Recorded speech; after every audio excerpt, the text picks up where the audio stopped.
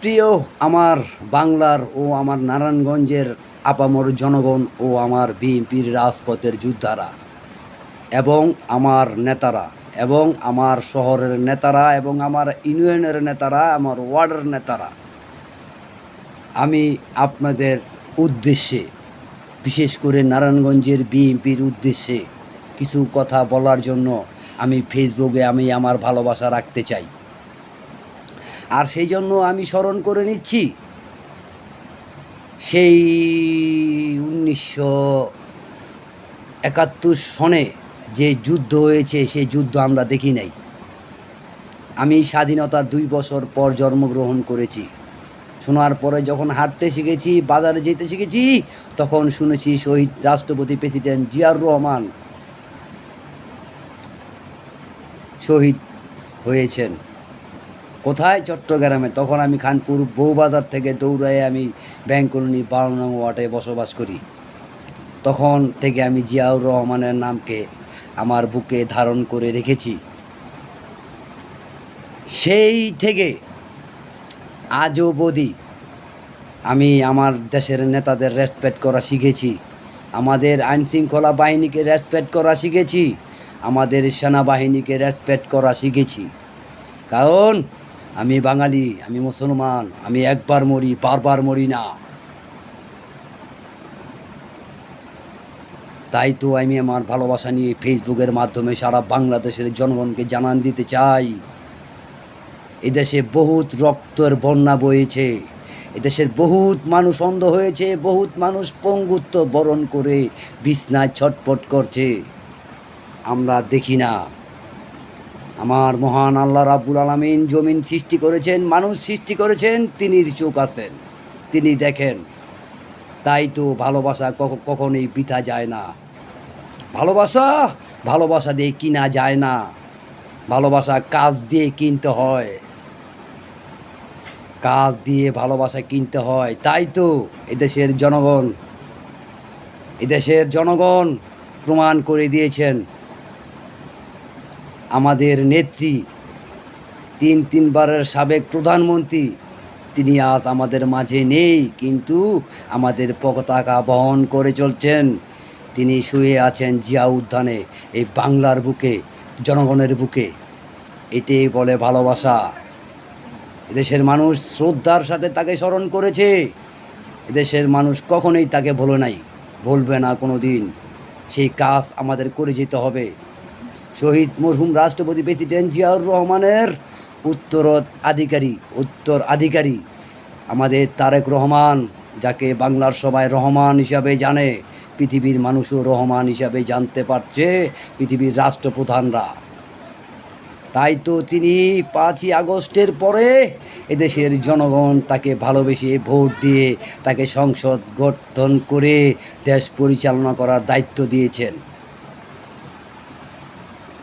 আমাদের তারেক রহমান, তিনি সাধারণ কোনো লোক নয়, তিনি এক সেনা পরিবারের সদস্য। তার রক্তে এদেশের স্রোত বয়ে আছে। তিনি তার ভালোবাসা দিয়ে এদেশের যুব সমাজকে সংসদে নিয়ে সংসদকে কার্যকরী করার ব্যবস্থা করেছেন। অনেকে আমরা বলি, অনেক কথাই বলি, কিন্তু তিনি কি বলেন, তিনি হাসিটা কি বলেন? রহমান যখন কথা শোনেন, তখন তিনি হাসি মুখে কথা শোনেন। তাই তো আমাদের এই সংসদ কার্যকরী করার ব্যবস্থা না নিয়ে এটাকে আপনারা যারা সংসদে গিয়েছেন তাদের আমি অভিনন্দন জানাচ্ছি জামাতকে। বৃহত্তম দল বিএনপির পর জামাত আছে এই দেশের বৃহত্তম শক্তিশালী দল, কিন্তু শক্তি দিয়ে দেশ পরিচালনা করা যায় না। দেশ পরিচালনা করতে হলে ভালোবাসা লাগবে, এদেশের জনগণ লাগবে, এদেশের প্রশাসন লাগবে, এদেশের বুদ্ধিজীবী লাগবে, এদেশের সুশীল সমাজ লাগবে, এদেশের নাগরিক সমাজ লাগবে। এদেশের আপামর জনগণের ভালোবাসা দিয়ে দেশ পরিচালনা করার দায়িত্ব পেতে হয়, তা না হলে নয়। হুমকি ধামকি দিয়ে সংসদকে অকার্য করে কি বুঝান দিতে চাচ্ছেন আপনারা?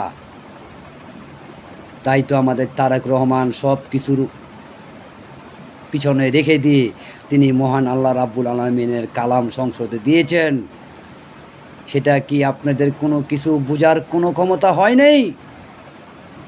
তিনি বারবার বলছেন এদেশের জনগণ আগে, এদেশের মানুষ আগে, বাংলা আগে।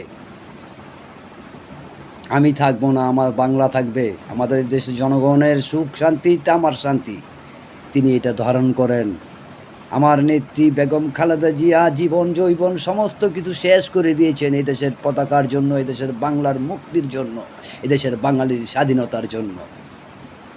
তিনি চোখের পানি ফেলেছেন, আপনারা সবাই দেখেছেন, আমিও দেখেছি। তার অশ্রু কি ঝরছিল, আল্লাহর মহান আরশ পর্যন্ত কেঁপে উঠছিল। তিনি আজ বাংলার বুকে, আপনাদের আমাদের বুকে শুয়ে আছে জিয়া উত্থানে।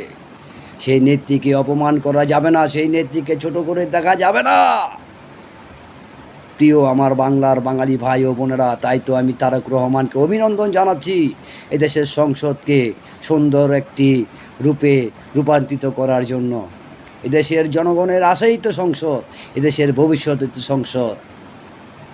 এদেশের জাতি গঠন করার জন্য একমাত্র মিশনারি সংসদ। সেই সংসদকে কার্যকরী করার জন্য দ্রুত ভালোবাসা দিয়ে ব্যবস্থা নিন, কাজ দিয়ে ব্যবস্থা নিন। তারেক রহমানকে ফেলে দিয়ে সামনের দিকে এগানো দুঃসাহস কেউ দেখাবেন না। অতীতে যারা দেখিয়েছে তাদের অবস্থা কি হয়েছে দেখেছেন। আমি সেদিকে যেতে চাই না, আমি বাঁচতে চাই, আমি নিঃশ্বাস ফেলতে চাই, আমি মুক্ত আকাশে ঘুরতে চাই। এদেশের মানুষ শান্তি চায়, এদেশের মানুষ মুক্ত আকাশে চলাফেরা করতে চায়। এদেশের আইন শৃঙ্খলা বাহিনী এদেশের রক্ষক, এদেশের জনগণের রক্ষক। তাদের আমরা রেসপেক্ট করা শিখি। কথায় কথায় তাদের অপমান করা যাবে না। বাহিনী মাই বাংলা, বাহিনী মাই পতাকা, বাহিনী মাই মুক্তিযোদ্ধা। আমি জাতির ক্রান্তিকাল এখন আর দেখছি না, আমি সুন্দর ভবিষ্যৎ দেখছি যুব সমাজের। তাই তো আমি নারায়ণগঞ্জের বিএনপির দৃষ্টি আকর্ষণ করে বলতে চাই, আপনারা নেতা হয়ে নেতৃত্ব দেওয়ার জন্য, বক্তব্য দেওয়ার জন্য যেখানে সুখী সেখানেই মিডিয়ার মধ্যে ফেসবুকের মাধ্যমে আপনারা কি ধরনের ছবি দেখাচ্ছেন, এদেশের জনগণ দেখছে, এদেশের মিডিয়া দেখছে, এদেশের সবাই দেখতে পারছে। কেউ অন্ধ নয় যে দেখতে পারছে না।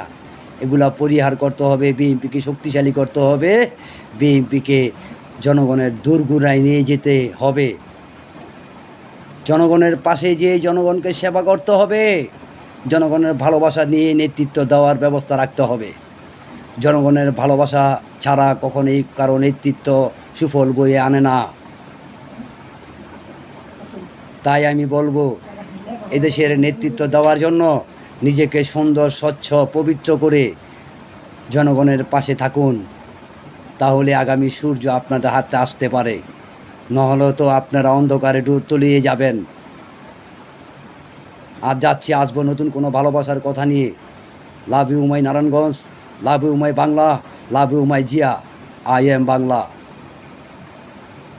আসসালামু আলাইকুম ওয়া রাহমাতুল্লাহি ওয়া বারাকাতুহু।